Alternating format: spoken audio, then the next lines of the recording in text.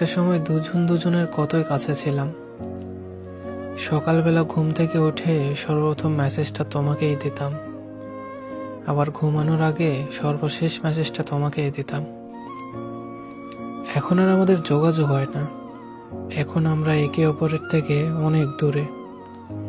আগে কল্পনা করতাম একসাথে থাকার, আর এখন কল্পনা করি যদি হঠাৎ কখনো ভুলবশত দেখা হয়ে যায় তখন কি হবে, কিভাবে নিজেকে ঠিক রাখবো। তোমাকে ছাড়া জীবনে অন্য কাউকে কখনো মেনে নিতে পারবো না। প্রয়োজনে নিজেকে শেষ করে দিব, তবুও অন্য কারো স্পর্শে আমি সহ্য করতে পারবো না। এরকম নানা রকম কথা বলা তুমি এখন আমাকে ছাড়া দিব্যি ভালোই আছো। তোমাকে পেতে গিয়ে আমি নিজেকে হারিয়েছি, অবশেষে আমি তোমাকেও হারিয়ে ফেললাম। এখন হারানোর মতো অবশিষ্ট কিছুই নেই। জানি না আর কখনো কাউকে বিশ্বাস করতে পারবো কিনা, তবে এতটুকু জানি আমাকে দিয়ে আর ভালোবাসাটা কখনোই হবে না।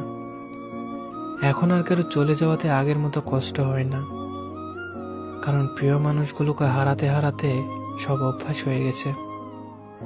নিজেকে মানিয়ে নিয়েছি এই বলে যে মানুষ চিরকাল পাশে থাকে না, একসময় সে হারিয়ে যাবেই। কারো কথায় এখন আর মন খারাপ করি না, কারণ বুঝে নিয়েছি কাছের মানুষগুলোই আঘাত করে বেশি।